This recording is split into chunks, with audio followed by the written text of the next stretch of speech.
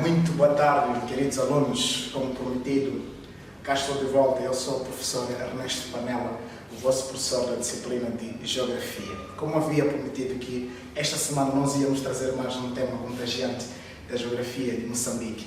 Hoje nós vamos tratar dos movimentos migratórios, ou seja, as migrações. O que é isso de migrações?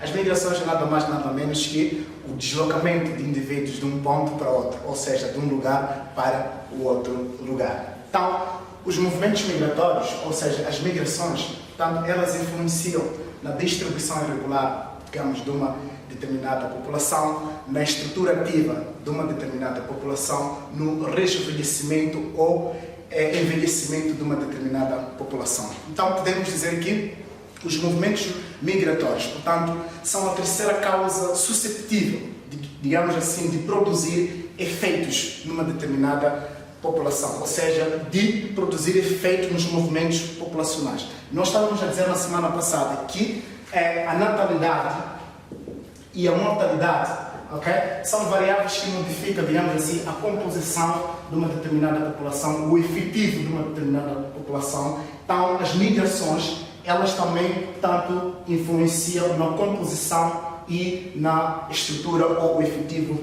de uma determinada população. Então, como é que nós podemos classificar as migrações? As migrações, elas são classificadas olhando para alguns critérios. Por exemplo, quanto à duração. Quanto à duração, não é? Esses movimentos podem ser classificados em pendulares, estacionais ou sazonais e temporárias. Quando que, portanto, realiza-se uma migração pendular? Vamos lá dar um exemplo. Nós sabemos, olhando para a nossa Vila do Songo, nós sabemos que existe tanto indivíduos que vivem na Vila do Songo, mas trabalham na Vila de Chitima. Então, eles todos os dias fazem este vai-vem, seja, acordam de manhã, vão ao serviço, depois voltam. Mas pode acontecer o caso também. Nós temos indivíduos que trabalham na Vila de Chitima, mas têm residência na Vila de São. Portanto, eles podem ir à Vila de Chitima, só podem, portanto, voltam, por exemplo, no final de semana. Também estão dentro dos chamados migrações pendulares.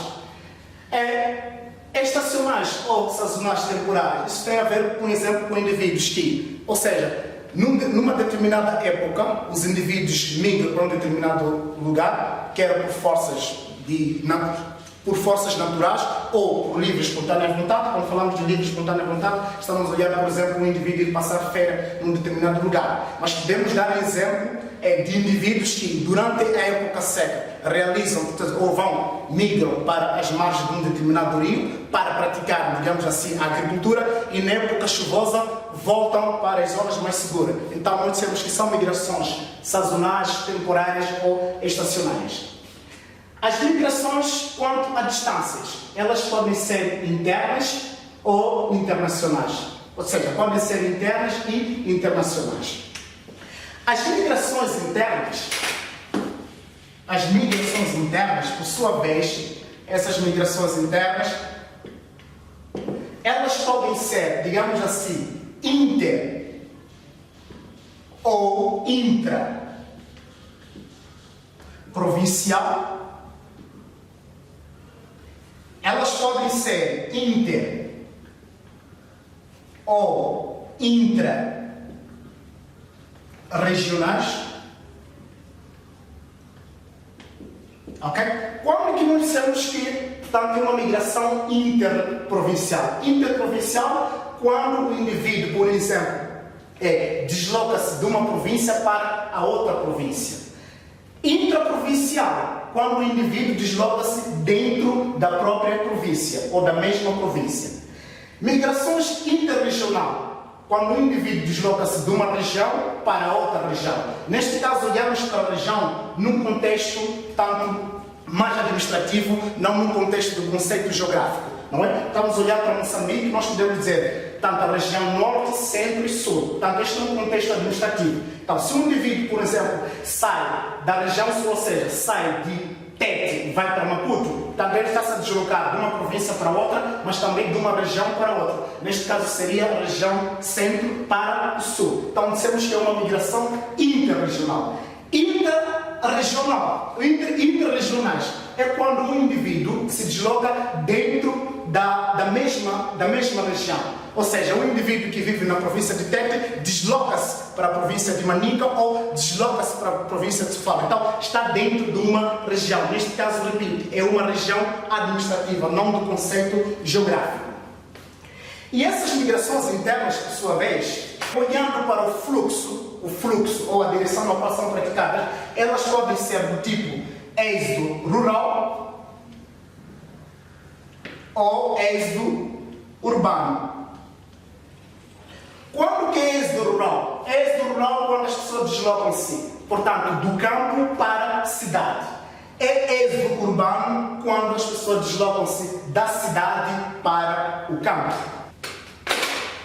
As migrações internacionais, por sua vez, olhando para a distância percorrida, as migrações internacionais, elas podem ser inter ou intracontinental.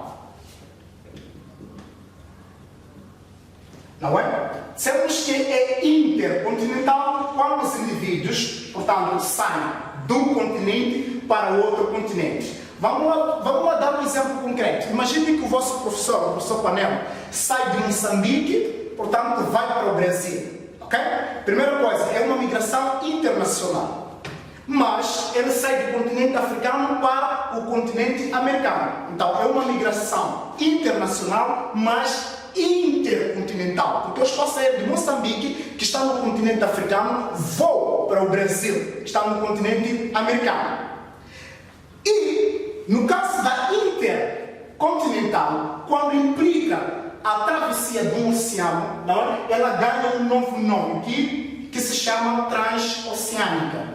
Ok? Isso implica o quê? O cruzamento ou a travessia do oceano. Neste caso, eu saio de Moçambique, vou para o Brasil. Ok? Primeiro saio de um país para o outro. É internacional. Então, sai de um continente para o outro continente. É intercontinental. Mas implica a travessia, no caso concreto, de Oceano Atlântico. Eu vou atravessar o Oceano Atlântico. Então, fiz uma migração internacional, intercontinental e transoceânica. Migração intercontinental. A migração intracontinental é aquela que o indivíduo, portanto, desloca-se dentro do mesmo continente. Eu vivo em Moçambique, saio de Moçambique, vou para, portanto, Zimbábue. Zimbábue está no continente africano, Moçambique está no continente africano. Então, a isto nós chamamos de migração intracontinental. As migrações internacionais, olhando para a direção do fluxo desse tipo de migrações, não é? Elas podem ser, ou seja, olhando para o fluxo, nós podemos olhar para a imigração, a emigração, olhando para o fluxo das migrações internacionais, não é? Ela pode ser do tipo emigração e imigração. Ok? Emigração é quando um indivíduo sai de um país para o outro país. Imigração é quando um indivíduo entra num determinado país. Ou seja, vamos dar um exemplo. O professor Panela sai de Moçambique, vai para Zimbábue. Ok? Do ponto de vista de saída, do lugar de saída, eu sou imigrante. Ou seja, imigrante é aquele que sai de um país para o outro país. Imigrante é aquele que entra num determinado país. Então, eu viajo para Zimbábue, aqui em Moçambique sou visto como um emigrante, porque estou a sair. Em Zimbábue eu serei visto como um imigrante. Ok. Quanto à forma, as migrações elas podem ser clandestinas ou legais. São migrações clandestinas aquelas que os indivíduos, portanto, executam ou migram para um determinado lugar sem conhecimento ou registro por parte das autoridades. São legais aquelas migrações em que são executadas ou são feitas, as pessoas deslocam-se de um lugar para outro ou de um país para outro com o conhecimento das autoridades, portanto, com o registro das autoridades. Quanto ao grau de liberdade, o qual são empreendidas essas migrações, elas podem ser, por exemplo, voluntárias, ok? E forçadas. Elas podem ser voluntárias e forçadas. Voluntária é quando o indivíduo, por si só, por livre e espontânea vontade, decide sair de um determinado lugar para o outro lugar. Forçada são aqueles que, devido a vários elementos conjunturais, os indivíduos são obrigados, digamos assim, a sair de um determinado lugar ou de uma determinada região para o outro lugar. Por exemplo, podemos falar das guerras, podemos falar das calamidades naturais, não é? Então, esse tipo de situações vão obrigar os indivíduos a saírem de um determinado lugar para outro. Até mesmo perseguições políticas, etc, etc. E então, como eu estava a dizer, que as migrações, elas, de certa forma, influenciam, digamos, no comportamento, ou seja, na composição de uma determinada população, na estrutura de uma determinada população. Então, as migrações, portanto, elas constituem a terceira causa, digamos, de produzir efeitos nos movimentos populacionais. Então, se nós associarmos as migrações internacionais com o crescimento natural de uma determinada população ou o salto fisiológico, nós podemos chegar ou podemos determinar um importante indicador demográfico, que se chama a taxa do crescimento efetivo. Ok? Taxa do crescimento efetivo, ou melhor, podemos começar com o crescimento efetivo. Devemos chegar a um importante indicador, o crescimento efetivo. O que será crescimento efetivo? O crescimento efetivo, ok, será, portanto, o somatório do crescimento natural e do saldo migratório. Ok? O que será crescimento natural? Crescimento natural é igual à natalidade, não é? A diferença entre a natalidade e a mortalidade, mais o saldo migratório. O que seria saldo migratório? Saldo migratório será a diferença entre a imigração, as pessoas que entram num determinado país, e a imigração. Então, neste caso, nós podemos dizer que o crescimento efetivo de uma determinada população será igual à natalidade menos a mortalidade mais a imigração, pessoas que entram, e a emigração, pessoas que saem. Da mesma forma, podemos calcular a chamada taxa de crescimento efetivo. Ok? Então, taxa do crescimento efetivo, ok, será igual à taxa de natalidade, ok, menos, ou seja,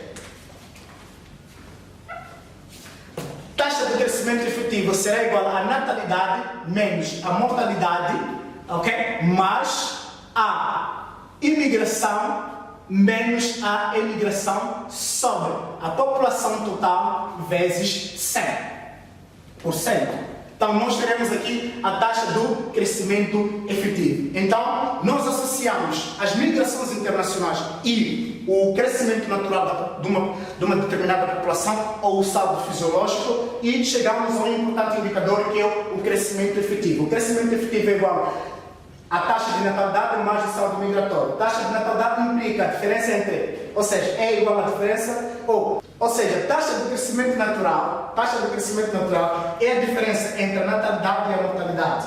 Saldo migratório é a diferença entre a imigração, pessoas que entram, e emigração, pessoas que saem.